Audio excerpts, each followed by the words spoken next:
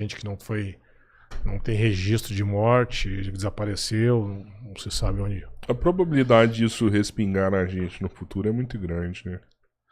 Cara, respingar, assim, sei lá, de um cara não, vou te falar o ir seguinte, lá e fazer um atentado isso ali aí, e tal, e pá, eu não sei coisa se do vocês tipo, vão velho. querer conversar isso hoje ou amanhã, mas a gente tem que começar a conversar as coisas que vão indiretamente respingar aqui no Brasil.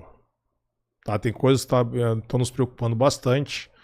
Eu sei que a FEPAL já entrou em contato com as autoridades aqui, com autoridades federais, estaduais, né? No meio policial, no meio militar, no meio de inteligência, Ministério da Justiça.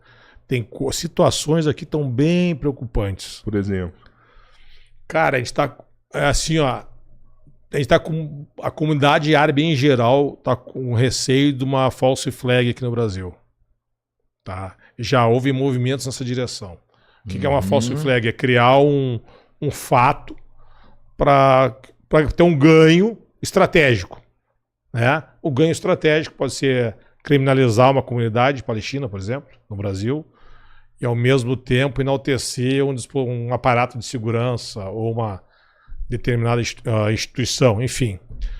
Qual é o nosso receio? Então, assim, ó, já foi comunicado a algumas comunidades árabes aqui no Brasil para ter cuidado com pessoas estranhas que apareçam na comunidade. Eu vou dar um caso na Inglaterra. O casal está até hoje preso. Um casal de estudantes palestinos, ativistas palestinos, e teve um ataque numa embaixada e esse ataque na embaixada israelense. Não morreu ninguém, mas foi uma explosão lá nesse carro. Esse carro está alugado no nome deles. Né? E depois veio uma agente do MI5, que é o Serviço Interno Britânico, e ela falou o seguinte: não, esse carro foi o seguinte, esse carro foi alugado por um agente do Mossad, que se passou por palestino, entrou na Inglaterra, fez contato com esse casal como se ele também fosse palestino e pediu para eles alugarem um carro para ele. E ele fez a false flag. Né? Aquele atentado, o segundo atentado na Argentina, né, da MIA, a grande suspeita é que aquilo ali foi uma false flag. Porque a Argentina teria alguns acordos nucleares, ou tentativa de acordos, ou trabalhos na área nuclear com o Irã, naquela época, na década de 90. O de 92, não, que foi na embaixada, aquela teve outra história. Mas o de 94 é provável, existe a possibilidade de ter sido uma false flag. Né? Porque também teve ações aqui no Brasil. Vou falar das ações, a gente pode até entrar em detalhes depois. Aqui no Brasil, o principal cientista da área nuclear, do projeto nuclear brasileiro, na década de 80, era o coronel José Alberto Albano do Amarante, da Força Aérea. Ele foi monitorado por um agente do Mossad aqui no Brasil. Ele foi morto. Foi envenenado. Todo mundo sabe disso, que ele foi envenenado. Na época, a Força Aérea quase prendeu esse agente do Mossad. Ele conseguiu fugir, mas pegaram os passaportes dele, vários passaportes falsos, tinha cidadania polonesa, não sei de onde, enfim. Mas ele foge. Então, esse aí, o indício de autoria, não tem nem dúvida. É realmente não, isso aí foi um agente. O problema é que muita gente aqui do Brasil botou o galho dentro. Não levaram adiante, né? Foi em 1981. Aí que tá as coisas assim no Brasil, isso aí chega a ser irritante, cara. Quem tinha informação grossa era o SNI, Serviço Nacional de Informações. O SNI era um guarda-chuva do Serviço de Informações do Brasil. O Serimar da Marinha, eu acho, da Força Aérea, do Exército, da Polícia Federal, das Polícias Militares, às vezes Polícia Civil. O SNI juntava todas as informações e eles detinham a informação. Só que o Collor fez o favor de fechar o SNI, né, cara? Depois veio a BIM. Né? Só no Brasil. Só no Brasil.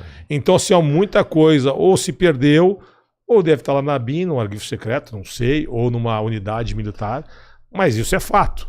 Ele foi morto pelo Gilad Shalit, eu acho que é o nome do agente israelense, que fugiu para a Argentina. Depois eu fiquei sabendo aí, depois tem uma tal de Rosita, que seria uma mulher que auxiliou ele para fugir pela Argentina, né? Tomou rumo ignorado. Depois, na sequência disso, Israel ainda coopta um iraquiano lá na Alemanha. Esse iraquiano leva um dispositivo para dentro do reator nuclear iraquiano, disso tudo em 81. E Israel faz um bombardeio nesse reator para acabar com o programa. Mas primeiro eles matam o cientista, que eles são mestres em matar cientista. Isso é 81. Agora, em 2007, teve aquela questão do Mikhail Nassar, né? Que era o Mikhail Nassar. O Mikhail Nassar era um libanês maronita que morava em São Paulo e ele iria testemunhar no Líbano num processo no qual o réu era o Ariel Sharon, primeiro-ministro de Israel. Uns massacres, ele tinha informação, ele ser testemunha, né?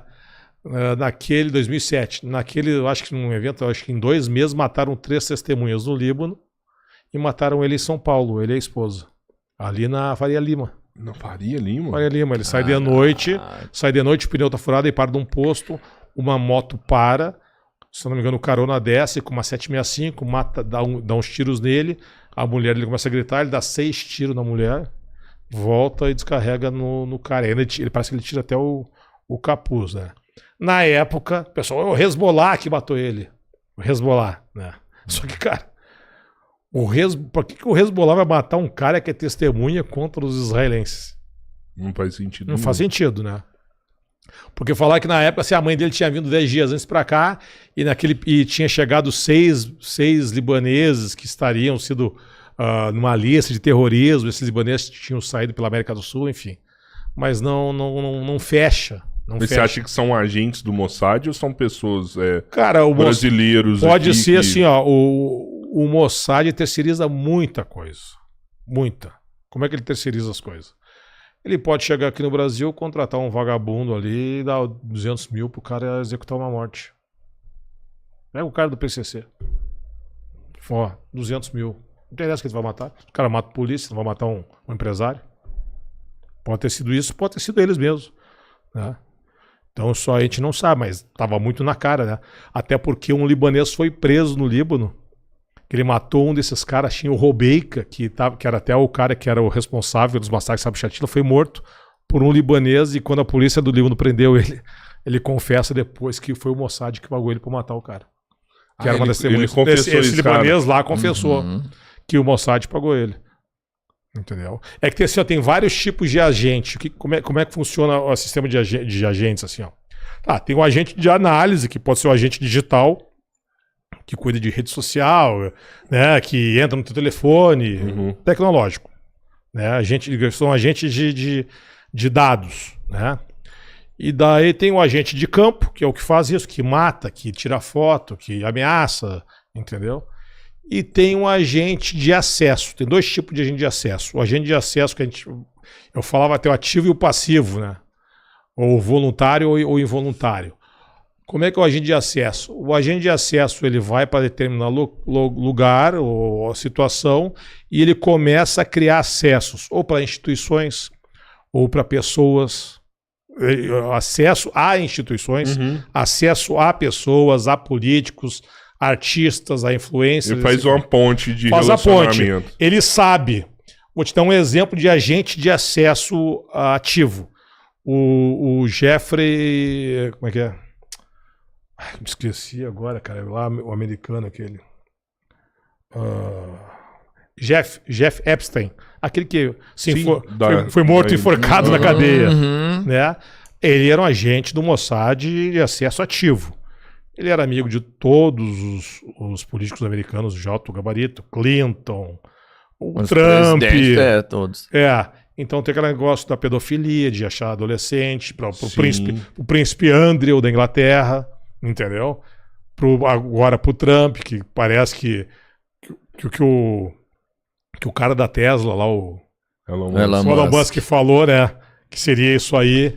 Que os caras apertaram o Trump agora pro Trump não querer entrar na guerra. Falou, mas agora ele falou que precisa disso tudo. Mas não sabe quem apertou do outro lado. Mas o agente de acesso faz isso. Ele acessa as pessoas. Ele tem mais de 40 encontros com o Ehud Barak. O Jeff Epstein.